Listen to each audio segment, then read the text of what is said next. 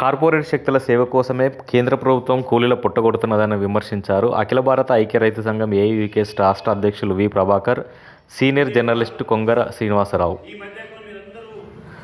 ఏఐయూకేఎస్, AIPKMS సంఘాల ఆధ్వర్యంలో వివిధ పార్టీలు, ప్రజా సంఘాలతో నిజామాబాద్ జిల్లా ఎర్రగట్ల మండల కేంద్రంలో రౌండ్ టేబుల్ సమావేశం జరిగింది. ఫ్రంట్ పేజీలో ఒక స్టేట్మెంట్ వచ్చింది. మోడీ నేను సంతృప్తిగా లేనని, ఈ భారత పాలకుల వల్ల నేను సంతృప్తిగా లేనని మోడీకి తెలుసు, నన్ను ఎట్లా సంతృప్తి పరచాను అని చెప్పి తప్పు స్టేట్మెంట్ ఇచ్చాడు. ఎందుకు ఇచ్చాడు, ఇప్పుడు ఇచ్చాడు? వెనుజులా అధ్యక్షుడి భార్యని మీ పెట్రోల్ మీద, మీ బంగారం మీద, మీ వజ్రాల మీద నా పెట్రోల్ లేకుండా చేస్తా ఉన్నారు. నా పెట్రోల్ బంకుల్ని, నా పెట్రోల్ వ్యాపారాన్ని జాతీయం చేసింది మీ ప్రభుత్వం, మీ దేశ ప్రభుత్వం. తస్మత్ జాగ్రత్త అని ఇద్దరిని కిడ్నాప్ చేసి అమెరికా పట్టణపై కేసులు పెట్టి చేసి తెల్లారి ఈ స్టేట్మెంట్స్ ఇచ్చారు. కారణం ఏంటి? ఈ స్టేట్మెంట్ లో ఉన్న కారణం ఏంటి? పత్తి విదేశాల నుంచి మన దేశానికి దిగుమతి చేసుకునేటప్పుడు పాత ప్రభుత్వం కాంగ్రెస్ 11% ట్యాక్స్ విధించింది. ఎందుకంటే ఇక్కడ ఈ దేశంలో ఉన్న రైతులకు నష్టమవుతుంది. ట్యాక్స్ లేకపోతే ధర పెరగాలంటే ట్యాక్స్ విధించాలి, దిగుమతి ట్యాక్స్ అని చెప్పింది. 11% ట్యాక్స్ ఉంటే మొన్న మోడీ ఈ 11% ట్యాక్స్ తగ్గించేసరికి ఈ దేశంలో ఉన్న లక్షలాది మంది పత్తి పండించే రైతులు దివాలా తీసే స్థితి, ధర పడిపోవడానికి కారణం అది. ఒక పత్తే కాదు, ఇవాళ వ్యవసాయ ఉత్పత్తులన్నింటినీ ఈ దేశంలో దిగుమతికి ఉన్న పన్నుల్ని తగ్గించడమే కాకుండా మన వ్యవసాయ ఉత్పత్తులు విదేశాలకు, అమెరికాకు ఉత్పత్తి చేసే వాటి మీద ట్యాక్స్ పెంచుతా ఉన్నాం.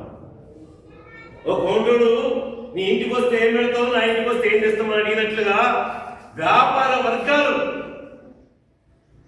వర్గాల్ని సంతృప్తి పరచడానికి మోడీ సర్కార్ పాత విధానాలకు స్వస్తి పలుకుతూ, మంగళం పాడుతూ ఇవాళ ఇదంతా తీసుకొస్తా ఉన్నాడు. ఇది మీరందరూ కూడా దృష్టిలో ఉంచుకోవాలని చెప్పేసి, అట్లాగే 10% ఉపాధి హామీ చట్టం పనులకు 10% ఇస్తుందని చెప్పాను. అసలు విషయం ఏంటంటే వ్యవసాయ కూలీలకు 100% ఏదైతే వ్యవసాయ పనులు చేస్తా ఉన్నారో, ఇంతకుముందు మీరందరూ ఇక్కడ దళిత, బీసీ మిత్రులు, మైనార్టీ మిత్రులు ఉంటే అసైన్ చేసిన భూములు, రాళ్ళు, గోడలు ఉంటే ఈ ఉపాధి హామీ కింద పనిచేయించారు. మీకు తెలిస్తే 2 ఎకరాలు రైతు పండించిన పంటలకు స్వామినాథన్ అనే ఒక పెద్ద ఆయనే శాస్త్రవేత్త ఒక మాట చెప్పిండు. ఏం చెప్పిండు? రైతు చాలా గౌరవంగా బతుకుతాడు, ఇజ్జత్గా బతుకుతాడు. తన ఇజ్జత్గా బతికే రైతు అప్పుల పాలైతే ఆత్మహత్యలు చేసుకుంటున్నాడు. ఈ ఆత్మహత్యలు ఆగాలి అంటే ఏం చేయాలి? చిన్న ఉదాహరణ ఒక మాట చెప్తాను నేను. కిరాణా షాప్ లో పోయి ఒక అగ్గిపెట్టె ధర ఎవరు చెప్తారు? కొనేటోడు చెప్తాడా, అమ్మేటోడు చెప్తాడా? అమ్మేటోడు చెప్తాడు. మరి పచ్చి మొక్కజొన్న మనం అమ్ముతున్నాం ఎకరాల గుత్త. నిజామాబాద్ లే దుర్గాయనో ఇంకొక ఆయన వచ్చి చూసి బాగుందని చెప్పేసి ధర ఎవరు నిర్ణయం చేస్తున్నారు? రైతు చేస్తున్నారా, కొనేటోడు చేస్తున్నారా? దళాలు చేస్తున్నారు. మరి దీన్ని వాడు లాభం, అదే దళాన్ని కొనుక్కోపోయిన తర్వాత బొగ్గులు పెట్టి కాలిస్తే ఆ మొక్కజొన్నకి ధర మళ్ళీ ఎవరు చెప్తున్నాడు? వాడే. అవునా? ఇక్కడ 6 వారం కష్టపడి అప్పులు చేసి పండిస్తున్న పంటలకు ఆ దేవుడి మీద భారం వేసి మనం ఉండాలి. ఒకసారి వర్షాలు ఎక్కువై నష్టపోతున్నాం, వర్షాలు తక్కువై నష్టపోతున్నాం, కొట్టకపోతున్నాయి. 20 క్వింటాలు రావాల్సింది 10 క్వింటాలు వస్తున్నాయి. అయినా ఇది కావట్లేదని చెప్పేసి ఆత్మహత్యలు పెరుగుతూ లక్షల మంది రైతులు ఆత్మహత్యలు చేసుకుంటే కాంగ్రెస్ ప్రభుత్వమే ఓ కమిషన్ వేసింది. ఆ కమిషన్ పెద్ద ఆయనే స్వామినాథన్. ఆయన ఏం చెప్పిండు అంటే, ఏదైతే పెట్టుబడిదారుడు ఒక వ్యాపారి తాను తయారు చేస్తున్న వస్తువు ధరని ఎట్లయితే నిర్ణయం చేస్తున్నాడు, నేను కార్మికుడి కింద జీతం ఇస్తున్నా, కరెంటు ఛార్జీ కింద ఇస్తున్నా, నా పైసలు వడ్డీ ఇంత, నాకు ఇన్ని సంవత్సరాలు ఈ మిషన్ నడుస్తుంది, ఈ మిషన్ అరుదలలో ఇంత ఖర్చు అయింది, అన్ని లెక్కలేసి 10 రూపాయలు తయారైంది, ఇది అమ్ముడు పోవడానికి సంవత్సరం పడుతుంది కాబట్టి సంవత్సరం వడ్డీతో కలిసి 15 రూపాయల ధర నిర్ణయించి ఎంఆర్పి అని పెడుతుండాలి. అట్లా స్వామినాథన్ రైతుల గురించి ఏం చెప్పిండు అంటే, ఈ రైతులు పెట్టిన పెట్టుబడికి 50% కలిపి ఎంఎస్పి ధర నిర్ణయించాలి. అయితేనే రైతు ఆత్మహత్య చేసుకోకుండా రైతు బతుకుతాడు. రైతు బతుకుతే ప్రపంచం బతుకుతుంది. 5 ఏళ్ళు నోట్ల పోతాయి. ఆ రైతు ఇబ్బందులో ఉంటే అది కాదు అని చెప్పిన దానికోసం రాజకీయాలకు అతీతంగా మేము ఆశకొత్తులు కానీ, గడుకోలు కానీ, నాగపూర్ కానీ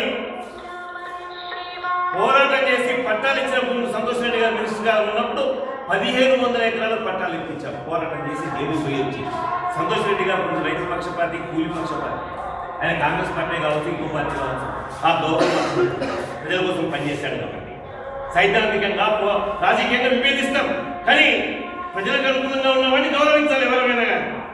ఇలా తనంటే మాకు ఎందుకు ప్రేమ శివం అంటే ఇదే పబ్లిక్ కోసం ఆలోచించే వ్యక్తులు అని చెప్పేసి మాకు ఇది ఉంటుంది.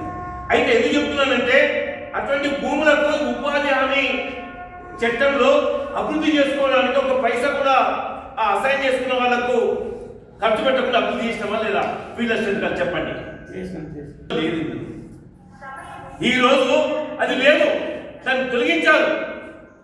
అట్లాగే ఇవాళ దీని చట్టం తీసేసి ఒక సంక్షేమ పథకం కింద తీసుకొచ్చారు. చట్టం కాదుగా.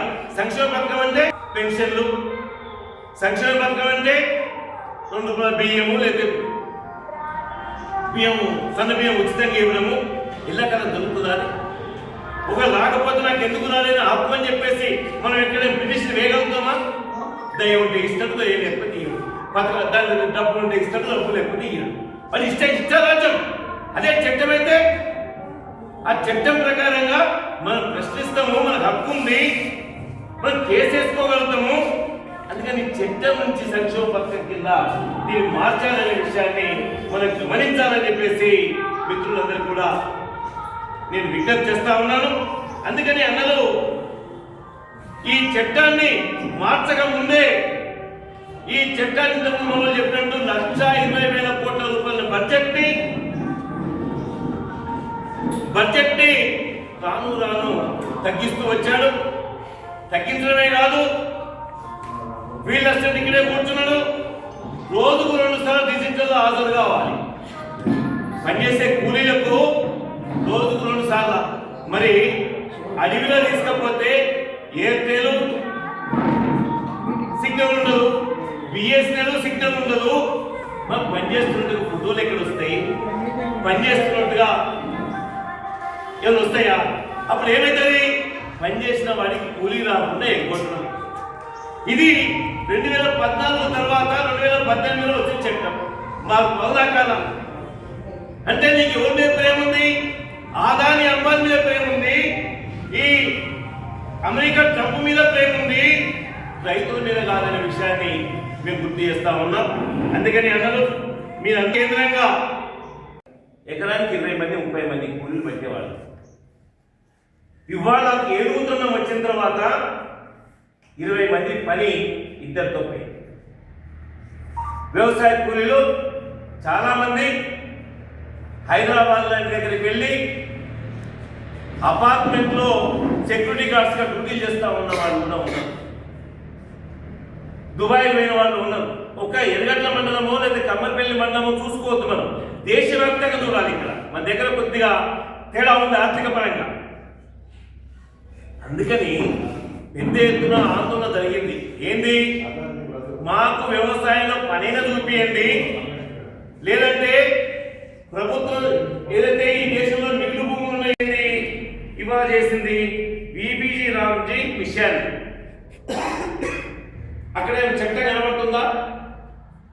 లేదు. ఏమంటే పాత చట్టం ప్రకారం మహాత్మా గాంధీ ఉపాధి గ్రామీణ చట్టం ప్రకారం ఎవరైనా 10 ఎకరాల రైతు కావచ్చు, లేదు గుంటా సెక్రటరీ కూలీ కావచ్చు, గ్రామ పంచాయతీ సెక్రటరీకి దరఖాస్తు పెట్టుకుంటే 15 రోజుల్లో పని చూపించాలి. ఒకవేళ పని చూపించకపోతే ఆ రోజు కైకిలు ఏదైతే ఉందో ఆ కైకిలు సగం కట్టియాలి. ఇది చట్టంలో పేర్కొంది. ఈ చట్టం ప్రకారంగా మన లేబర్ డిపార్ట్మెంట్లో మేము సెక్రటరీకి మేము దరఖాస్తు చేసుకున్నాం, ఈ సెక్రటరీ దరఖాస్తు మాకు పని చూపించట్లేదు, నిరుద్యోగ వృత్తి ఇవ్వట్లేదు అని లేబర్ డిపార్ట్మెంట్ దగ్గర మనం కేసు చేసుకోవచ్చు. దాన్ని మొదలవుతుంది ఈ పీపీటీ రావు మిషన్. అది లేదు. ఇంకొకటి, ఈ సందర్భంగా పేరు మార్చడం అంత బాగా వచ్చింది కాంగ్రెస్ వాళ్ళకి కానీ కమ్యూనిస్టులకు కానీ అని అంటున్నారు. మాకు రాముడి మీద భక్తి ఉంది, రాముడి మీద వీళ్ళకి ఇష్టం లేదా అని అంటున్నారు. రాముడి మీద భక్తి కాదు, ఈ రాముడి మీద కాదు. మహాత్మా గాంధీ ఈ దేశంలో ఉన్న అన్ని మతాలని గౌరవించాలి, అన్ని మతాలని ఇది మతం అనేది వ్యక్తిగతమైంది, వ్యక్తిగతమైన స్వేచ్ఛ అయింది అని గాంధీ చెప్పి అన్ని మతాలను గౌరవించాలి అన్నందుకు హత్య చేశాడు. ఎవరు? నాథీరామ్ గాడ్సే. ఏం పేరుంది? నాథీరామ్ గాడ్సే. ఈ పథకం పేరేంటి? చూడండి, రాముడు కాదు, నాథీరామ్. గాంధీని చంపిన వాడిని ఆయన పేరు వచ్చే విధంగా కొట్టి పేరుతోని పీపీజీ రామ్ అంటే గాంధీని మరోసారి చంపుతున్నారు అన్నట్టు. మొదట తప్పింది మతాల్ని గౌరవించండి, అందరి మతాలని గౌరవించుకో, ఎవరి మతం మన గొప్పది, నీ మతం నీ గొప్పది, నా మతం నా గొప్పది, నా మతాన్ని నీ మతాన్ని కించపరచొద్దు అని అన్నందుకు చంపింది. ఇవాళ ఈ మహాత్మా గాంధీ గ్రామీణ ఉపాధి హామీ చట్టం అనేది ఎందుకు వచ్చింది, ఎట్లా వచ్చింది అనేది కూడా మనం చూడాలి. ఇలా ఫీల్డ్ అసిస్టెంట్లకు బాగా అనుభవాలు ఉన్నాయి. వ్యవసాయ రంగంలో మీ చిన్నతనంలో కానీ మా చిన్నతనంలో పేరు మారిస్తే మీకు ఏమైపోయింది? పేరు ఏ ప్రభుత్వం వచ్చినా తన అనుకూలమైన ప్రభుత్వం నాయకుల పేరు పెట్టుకుంటారు, అట్లా మేము పెట్టుకున్నామని చెప్పేసి చెప్తాం. రెండవది ఏం చెప్తున్నారు, ఇంకా 100 రోజుల పనిని 125 రోజులు పెంచినాము. ఫీల్డ్ అసిస్టెంట్ తెలుసా విషయం? మోచేతులు బెల్లం పెట్టిన తర్వాత మనం తింటామన్నా, మోచేతులు బెల్లం ఉంటుంది, బెల్లం తింటామన్నా, తినలేదు. బెల్లం పెట్టినా లేదా అనేది మనకు అర్థం. మరి ఈ పేరు ఎందుకు మార్చారు? ఆ పేరు మార్చిన తర్వాత పనిని ఏం చేశారు, పనికున్న ఇదేంటి అని చెప్పేసి అనుకుంటే మీరు ఒక్కసారి పేరు ఆలోచించండి. చెప్తా, మహాత్మా గాంధీ గ్రామీణ ఉపాధి హామీ చట్టం. దీని పేరేంటి? మహాత్మా గాంధీ గ్రామీణ ఉపాధి హామీ చట్టం.